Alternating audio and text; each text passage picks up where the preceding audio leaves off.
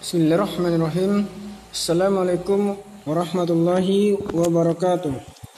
Pelajaran kita pada hari ini adalah tema 9, subtema 3, pembelajaran 3 dan pembelajaran 4. Perhatikan di sini. Banyak cara yang dapat dilakukan untuk menjaga kelestarian lingkungan. Kita membahas cara menjaga kelestarian lingkungan. Perhatikan di sini. Kita semua tahu bahwa energi itu sangat dibutuhkan oleh manusia untuk melakukan berbagai aktivitas. Mulai dari energi matahari, energi minyak bumi, batu bara, dan lain sebagainya. Itu sangat dibutuhkan untuk melaksanakan aktivitas. Yang kita bahas di sini itu adalah minyak bumi dan batu bara. Bayangkan berapa juta liter minyak bumi yang dihabiskan dalam sehari. Untuk menjalankan jutaan kendaraan bermotor dan ribuan pabrik di dunia. Kita persempit, kita lihat saja di Kota Batam yang ada SPBU dan sebagainya. Mulai dari pagi bahkan sampai malam di SPBU tersebut terus antri.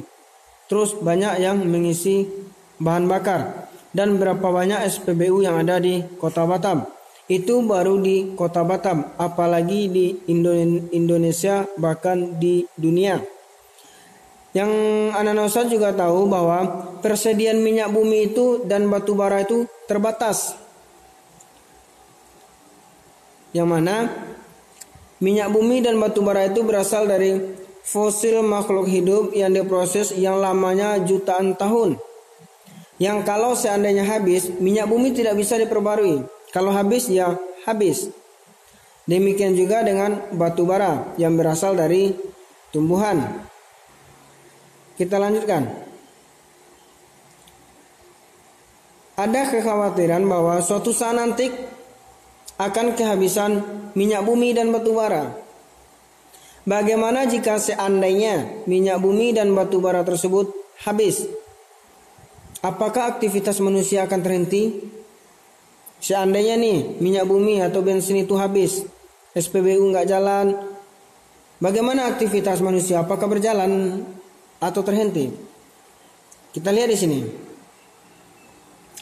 Untuk menghindari itu semua, perhatikan di sini. Coba perhatikan gambar-gambar energi alternatif.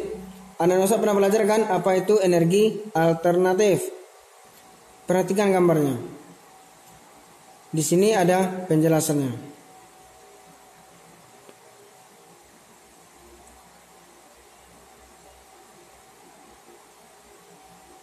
Manusia memerlukan sumber energi lain atau energi alternatif untuk memenuhi kebutuhan. Sumber energi alternatif ini berasal dari sumber energi yang dapat diperbarui. Contohnya, anak-anak sudah tahu kan energi yang dapat diperbarui? Sinar matahari, angin, air, panas bumi, gelombang laut, biomasa, dan masih ada juga yang lain. Sumber energi alternatif ini merupakan sumber energi yang bukan sumber energi tradisional, yaitu bahan bakar fosilnya seperti batu bara, minyak bumi, dan gas alam. Sumber energi alternatif yang dikembangkan saat ini yaitu memanfaatkan energi yang tersedia di alam dan tidak akan habis, yaitu matahari, angin, air, dan panas bumi. Kita lihat penjelasannya. Kita lihat dulu yang pertama, matahari. Matahari itu merupakan sumber energi utama di bumi. Kita lanjutkan. Yang kedua, angin. Angin adalah gerakan udara. Gerakan udara di permukaan bumi. Kan anak-anak usah lihat tuh. Ada dedaunan yang digerakkan oleh angin. Ada kain atau bendera yang digerakkan oleh angin. Kita lanjutkan. Yang mana angin ini bisa dijadikan sumber energi alternatif, yaitu seperti perahu layar, dan kincir angin tradisional. Ini contoh kincir angin tradisional. Kita lanjutkan yang ketiga, yaitu air. Air yang deras merupakan sumber energi gerak. Ini airnya yang deras, ini ada bendungan, ini ada airnya. Yang mana air tersebut bisa dimanfaatkan sebagai pembangkit tenaga listrik atau PLTA, yaitu pembangkit listrik tenaga air. Yang mana air ini tidak akan pernah habis. Lanjut, nomor 4, panas bumi. Energi panas bumi ini merupakan energi yang berasal dari panas yang disimpan di bawah permukaan bumi. Jadi di bawah permukaan bumi itu semakin dalam semakin panas. Mungkin anak-anak juga pernah melihat atau mungkin melihat video atau sebagainya, atau mendengar cerita yang mana orang yang gali sumur yang masuk ke dalam bawah tanah, yaitu semakin dalam dia itu semakin panas. Kemudian kita lanjutkan gelombang air laut. Gelombang air laut ini yaitu saat memecah di pantai, yaitu bisa menghasilkan banyak energi. Ini kan ada ombak yang memecah di bibir pantai. Nah, energi ini dapat diubah menjadi energi listrik. Kita lanjutkan bahan bakar bio. Bahan bakar bio ini merupakan bahan bakar yang berasal dari makhluk hidup atau biotik. Biotik adalah makhluk hidup, sedangkan abiotik makhluk yang tidak hidup, baik hewan merupakan ataupun tumbuhan. Bahan bakar bio ini berasal dari tumbuhan. Salah satu contohnya adalah seperti bunga matahari, jarak, kelapa sawit, kacang tanah, dan kedelai. Bahkan bahan bakar tersebut dikenal sebagai biodiesel. Biodiesel ini dapat digunakan untuk mengganti solar. Nah, ini contoh gambarnya. Yang kotoran sapi tadi disebut dengan yang bisa jadikan kompor biogas yang berasal dari kotoran sapi. Ini contohnya. Ini ada kotoran sapi yang ditampung di sini, kemudian ada salurannya, kemudian di sini ada lagi, maka dia bisa berubah menjadi gas. Kita lanjutkan. Apakah yang dimaksud biogas kotoran sapi? Lihat yang barusan yang saya sampaikan itu. Mengapa kompor biogas kotoran sapi ramah lingkungan? Kenapa dia ramah lingkungan? Yang pastinya karena berasal dari hewan, yaitu yang dapat diperbarui.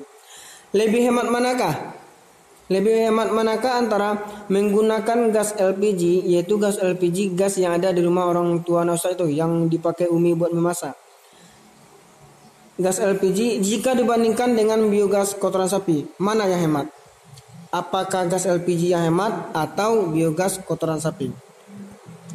Kita lanjut. Di sini anak Nausa disuruh membuat bacaan yang seharusnya kalau dalam tahun kemarin itu ini ada tugas di sekolah, memang harus bimbingan dari Ustadz, tapi di sini kita lewatkan. Penggunaan energi alternatif ini merupakan satu bentuk usaha yang dapat dilakukan untuk melestarikan lingkungan sekaligus menjaga kelangsungan hidup manusia. Di sini ada penjelasannya. Nih. Ini salah satu contoh pemakaian benda atau zat yang dapat mengakibatkan perubahan pada alam. Kalau kita pakai benda atau zat tersebut akan mengakibatkan perubahan pada alam. Contohnya, contoh yang pertama itu pupuk kimia. Sebabnya kalau seandainya penggunanya berlebihan dalam jangka panjang. Kalau kita menggunakan secara berlebihan dan dalam jangka panjang, akibatnya apa? Yaitu akan mengurangi kesuburan tanah, menurunkan produktivitas pertanian, yaitu dia bersifat merusak.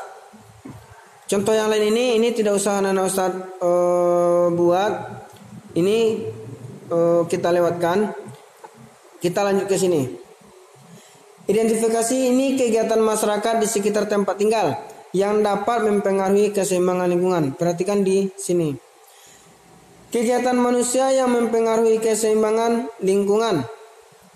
Perhatikan penjelasannya di sini. Sebelum anak Ustaz buat nih. Apakah ini mempengaruhi keseimbangan lingkungan? Atau ini juga? Silakan anak Ustaz isi yang ini, boleh mengambil gambar, boleh mengambil jawaban berdasarkan gambar yang ada di sini. Ini laporan hasil wawancara, ini sudah sering kita bahas, bahkan anak Ustaz juga sudah pernah mempraktekkannya di sekolah. Kemudian juga di sini kita juga disuruh membuat poster. Ini salah satu contoh poster yang anak Ustaz sudah pernah memberikan materinya, dan alhamdulillah anak Ustaz juga sudah pernah membuat dan sudah mengirimkannya ke Ustaz. Mengenai poster ini,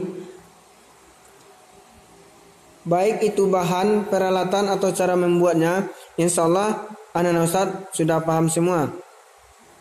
Karena anak Ustaz sudah pernah membuat dan mengirimnya ke Ustaz. Kita lanjutkan ke pembelajaran 4.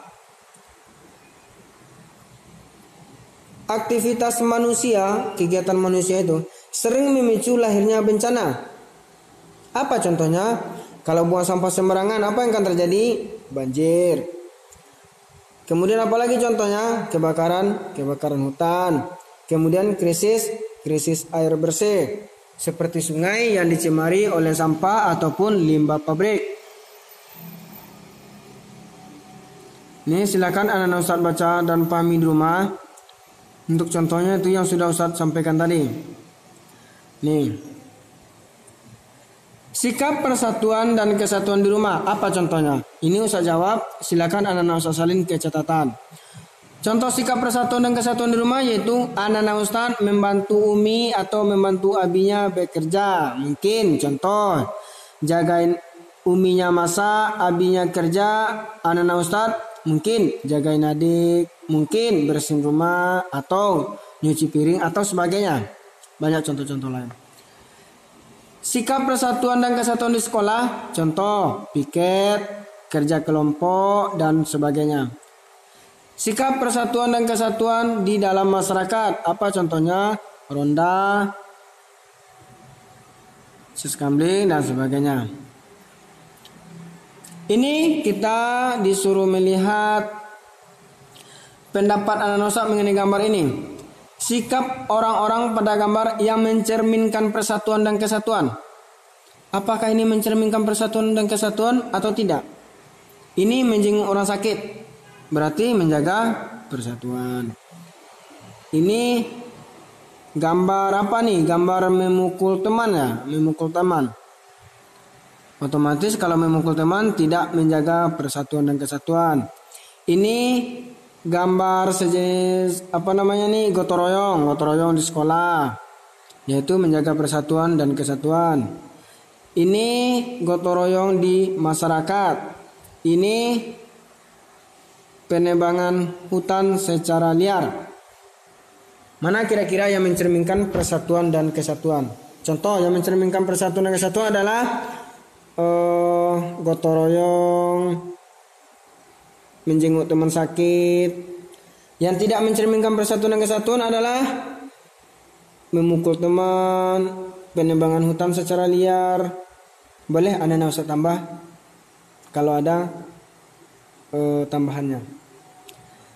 Di sini ada salah satu kelurahan yang rutin melakukan kerja bakti. Kerja bakti ini juga merupakan salah satu contoh menjaga persatuan dan kesatuan di masyarakat. Nah, silakan anak Ustaz baca di rumah. Oke, untuk hari ini pelajaran kita cukupkan sampai di sini. Buat anak-anak Ustaz tetap semangat terus belajar di rumah, hafalan dan murojaahnya. Karena insya Allah sebentar lagi anak-anak Ustaz akan melaksanakan ujian akhir semester. Barakallahu fiik. Assalamualaikum warahmatullahi wabarakatuh.